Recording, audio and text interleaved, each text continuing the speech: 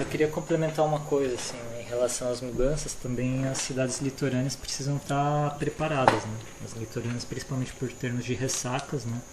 Que vão vir com maior frequência os eventos extremos, né? Tanto chuvas quanto ressacas. Aqui em Ubatuba você tem os dois problemas, porque naturalmente já chove bastante e nos eventos de chuva acaba ficando uma chuva extremamente alta, né?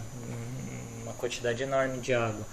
E as ressacas que também vão começar a vir com mais frequência, junto com o aumento gradual do nível do mar, né? Então isso tudo são coisas que vão acontecer, são já inevitáveis, né? Mesmo que você pare agora, os efeitos vão continuar a subir, a aumentar até determinado ponto, né? Então as cidades têm que começar a se preparar, não só as litorâneas, mas as que vão sofrer, por exemplo, com secas extremas, com eventos de chuvas extremas também. Tem que ter uma preparação dessas cidades para enfrentar essas ressacas, principalmente na parte da orla, né? A gente tem um histórico aí de anos e anos, Massaguaçu mostrando pra gente quanto algumas intervenções não adiantam, não resolvem, é só gasto público, só jogar dinheiro fora e só jogar lixo pro mar também. Construções na beira da orla, né? Quiosques, enfim. Tem que começar a se repensar em reposicionar esses quiosques, essas construções, em afastar um pouco da orla e replantar o jundu, né? Replantar restinga, para dar um pouco de proteção a mais pro restante da área, né? Que vai ajudar tanto na reposição da areia da praia quanto a amenizar o impacto direto das ondas, das ressacas, né? Quem mora em Ubatuba, cara, viu o que aconteceu nessa última lua cheia. Meu amigo, que ressaca foi aquela? Não sai agora não, você tá vendo aqui, mas depois, talvez na edição desse vídeo, nos cortes, eu coloque aí o vídeos que circularam aí nas redes sociais também, do mar batendo, o mar chegando e estourando o calçadão, a água invadindo a rua, a avenida aqui do Itaguá, como é que chama essa avenida? A principal. Leovigildo. Aqui na Leovigildo, o mar estourando, cara. Ali, arrebentando o calçadão, a ciclovia, tá me entendendo? E a galera filmando.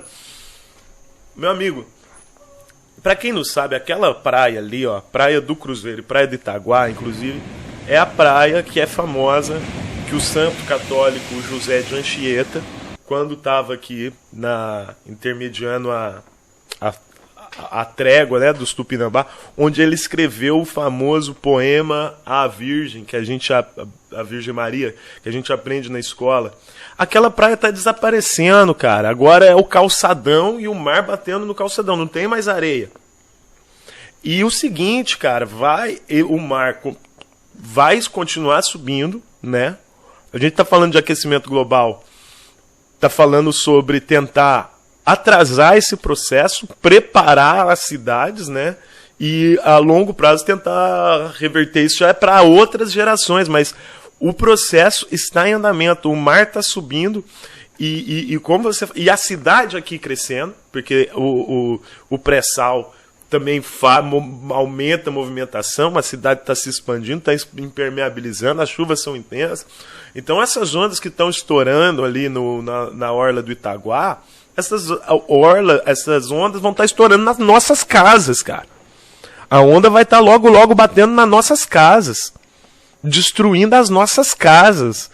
Então não dá para você pensar em a ressaca estragou o calçadão, vamos reconstruir, porque o mar vai tomar de volta.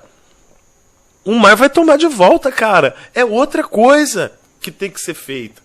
Sei lá, recuar a cidade mesmo, né? E replantar a vegetação, porque onde tem a vegetação, né? O jundu, que os bonitos dos restaurantes na beira da praia, né? Manda rebentar, tirar a vegetação para o cara comer, para o turista comer olhando o mar, mas aquela vegetação que eles destruíram com o interesse de melhorar a vista dos seus clientes, aquela vegetação que segurava o mar, né? segurava a areia da praia, né? Fala pra gente um pouco mais dessa questão da erosão costeira, que esse é um tema, ainda bem que você lembrou. Fala pra gente o que pode evitar ou mitigar o efeito da chamada erosão costeira. Fala pra gente. Então, são vários aspectos, né? Depende da praia, do quanto ela, da granulometria dela, do posicionamento dentro da baía, mas o principal é o reflorestamento da restinga, né? Porque ela tem as raízes próprias, o jundu também, as raízes próprias para se fixar em areia e para fixar a areia mesmo também, né? Então, por exemplo, lá no Massaguaçu, além de ter um muro, né, um concreto que acaba sendo a areia erode por baixo, acaba detonando também o concreto, vai se desfazendo, né? Além disso, eles plantaram grama e coqueiro, né, na beira. Aí você olha, tem uns pedaços de grama pela praia depois de ressaca, né, uns pedaços de grama morta, né, porque a grama não foi feita para estar ali na beira da praia, né? Você tem espécies nativas de restinga que resistem, né, a uma água salgada invadindo, né, assim como os mangues. E se você planta espécies exóticas também, espécies não do ambiente costeiro, não resolve nada. Então você tem que replantar mesmo a vegetação nativa da área de restinga mesmo, né, na orla das praias. E muro, você pode construir muro e tal, mas dificilmente ele vai aguentar as ressacas, a subida do nível do mar. Teria que ser uma obra monstruosa, assim, nem valeria a pena, porque depois a erosão ia continuar, porque o muro não segura a areia, e aí uma hora você não ia mais ter a praia. Então você ia ter um muro à beira-mar, que é o que aconteceu bastante, por exemplo, na Itália, né, com as construções das marinas lá, várias praias acabaram sumindo, né. E esses processos de construção de muro muro, piers fechados principalmente, acabam atrapalhando a circulação do sedimento ali. E aí você acaba acelerando o processo de erosão de praias. Algumas praias já iriam erodir naturalmente, outras serem formadas naturalmente, né, com o passar dos anos. Mas tem uns processos que aceleram e outros que desaceleram. Os rios também, quando você ocupa toda a mata ciliar dos rios, o rio acaba erodindo também, o rio acaba sufocando, né? Não tendo mais vazão, você acaba retirando a água dele também. Ele acaba não segurando-se, ele acaba levando menos sedimento também para a praia. Às vezes, dependendo da praia, o rio é uma fonte de sedimentos dela. Aí, dependendo da circulação daquele local também, né? Você constrói um pier, você barra a vazão dos sedimentos para um lado ou para o outro.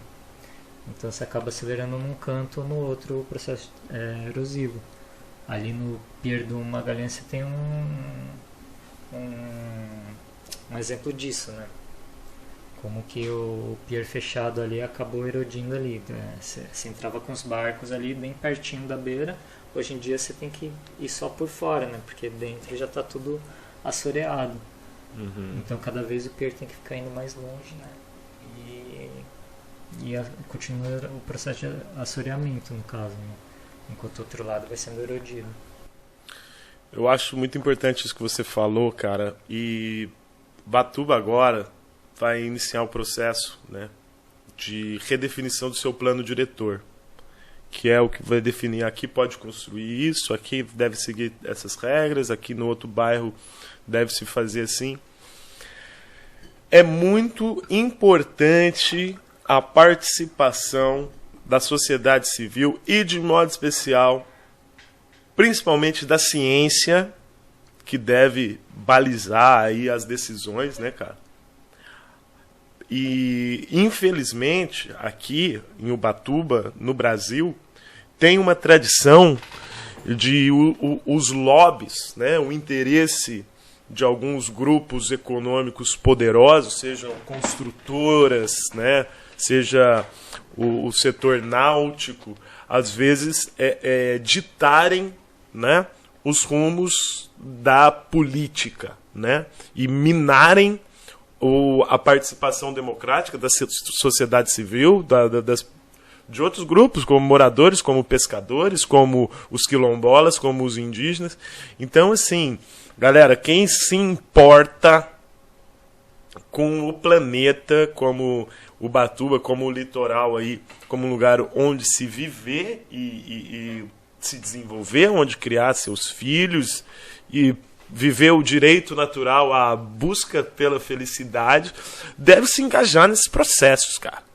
Deve estar de olho aí em eleição de conselho, se tem condições, se tem capacitação, deve buscar participar dos conselhos, deve buscar participar das audiências públicas e deve ouvir a ciência, né? E não permitir que esse processo seja protagonizado e seja levado só pelos grupos econômicos mais poderosos, porque eles têm condição de interferir no processo, né? Tem condição de financiar campanhas de políticos, tomadores de decisão. Então, se a gente não se apropria, não cobra, não participa, a gente vai estar mais vulnerável a todos esses processos aí que não são exatamente naturais, né? São processos naturais, mas o que é natural é a natureza, ela está respondendo à ação humana, né? Então, fica aí esse recado, pessoal. É importante, se importe. Não é só saber. O que a gente sabe, quando, por exemplo, você te convida aqui um cara como o Guilherme para estar conversando com a gente, né? Ou quando você aprende na escola com seu professor de biologia, com seu professor de geografia, cara, não é só para você saber, não é só para você responder uma prova, não, cara. É para você ser agente. Você, todo ser humano, como professor de história, todo ser humano é um agente histórico, seja pela sua ação, seja pela sua inação.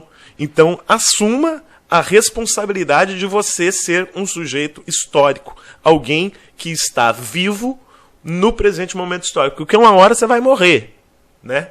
E aí você não vai poder mais fazer história. Mas quando você está vivo, cara, você é um corresponsável pelo planeta em que você vive, pela cidade aonde você vive. Não é não? Acho que mesmo quando morre, né? Você continua o processo histórico, mas numa escala geológica, né? Digamos assim. É verdade. Depois que você morre, você vira alimento aí para as... Continua na cadeia. Continua na cadeia alimentar aí, é verdade, né? E o que você fez em vida, ou deixou de fazer, continua impactando para a galera que vem aí, né? Amar o próximo é também os próximos que vão vir depois da gente, né? Que vão compartilhar, embora não compartilhem o tempo, compartilham o espaço conosco, não é verdade? Acho que o Chico Mendes que falou, se não me engano, que a luta pela natureza, na verdade, ela é uma luta pela natureza em si, mas é principalmente pela humanidade, né? Pelas próximas gerações, principalmente. Que ama o próximo, ama a próxima geração. Se você ama a próxima geração, você tem que cuidar da natureza para a próxima geração não sofrer tanto com os impactos que estão aí por vir, né? Tanto questão de aquecimento global, mudanças climáticas, mas também tem os problemas locais, né? Aqui você pode, esses processos, né, de evitar a construção na beira da praia ou em beira de rios, ou, né, realocar mesmo. Em alguns casos não tem jeito, tem que ter um realocamento, né, de moradias e tal. Aí o órgão público responsável tem que fazer sua parte, né? Porque tem áreas que são naturalmente alagáveis, que estão sendo ocupadas, né, justamente pela, eu não diria falta de participação, porque muita gente realmente não tem condição de participar, né?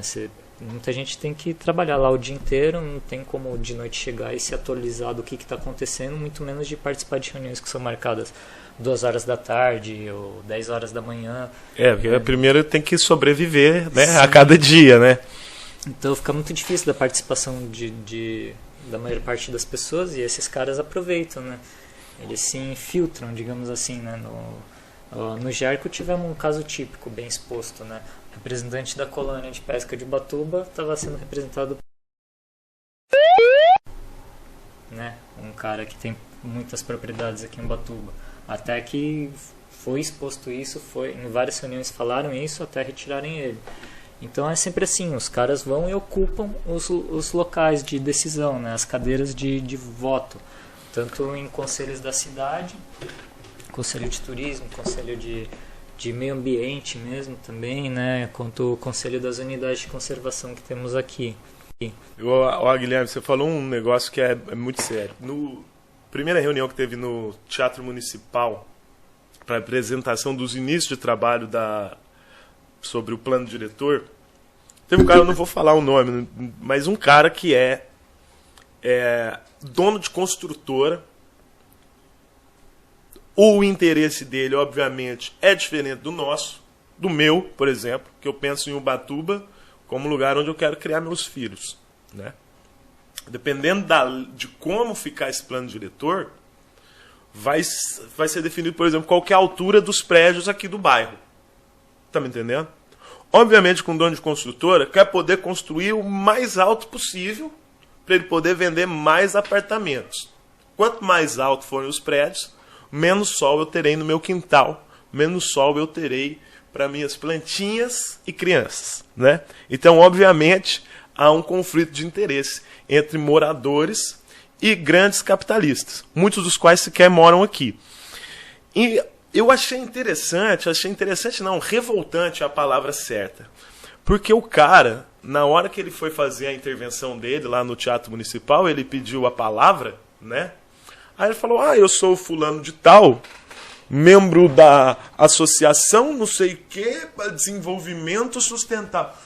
O cara já arrumou uma associação e ele falou tudo, falou o nome dele, falou dessa associação, falou tudo menos o importante, que ele é dono de construtora, que ele é empreiteiro, né? Ele falou tudo menos que ele é um representante da especulação imobiliária. Então, é possível que... Aí, lógico, é uma sociedade democrática. Todos os setores da sociedade têm que sentar para conversar. Inclusive ele. Vai lá defender os seus interesses. Nós, o restante da sociedade, pescadores, quilombolas, moradores, temos que defender. Agora, você vê que os caras já querem ocupar a cadeira que não é deles. Para fazer um grande teatro, né, de participação popular. Né? O dono da construtora... Tô falando que, pelo amor de Deus, Guilherme, é revoltante, cara. É um teatro mesmo. Tava no lugar certo, né? Tava no Teatro Municipal e ele tava lá fazendo a peça dele. Fazendo a sua pantomima. E pela situação vulnerável de muitas pessoas, as negociações ocorrem, né? O cara vai cheio da grana, oferece qualquer coisinha pra pessoa participar aí da sua associação, né? Libero água pra você aqui, né? Que tem alguns casos de bairros mais empobrecidos de Ubatuba, né? Que tem essa situação. E aí acabam participando, né? De conselho, acabam tendo voz, acabam tendo voto, e fazem o teatro deles. E a questão dos prédios, quanto mais prédios você tem, mais gente vai vir na temporada, né? Porque a maioria dos prédios não é para morador. E aí na temporada, onde que esses carros vão parar, né? Que ruas que eles vão pegar? Não tem para onde a cidade crescer. Você pode duplicar a rodovia, mas o destino vai ser o mesmo. E aí você vai ter mais ruas entrucadas de carros indo para esses prédios. Enfim, na temporada o problema vai ser bem maior. Santa Casa, que já não tem capacidade para suportar tanta gente na temporada, principalmente, vai estar super lotada. Enfim, todos os problemas da temporada em si que a gente já enfrenta no dia a dia vão ser extremamente piores, né? Cada vez que esses projetos passarem, né? Que esses caras conseguirem aprovar as leis do jeito que eles querem, né? Esgoto, né? Esgoto, exatamente. Muito esgoto. Não tem... Ubatuba não tem condição de tratar já o esgoto que tem, imagina aumentando tanto a situação, né? A sobrecarga dos esgotos.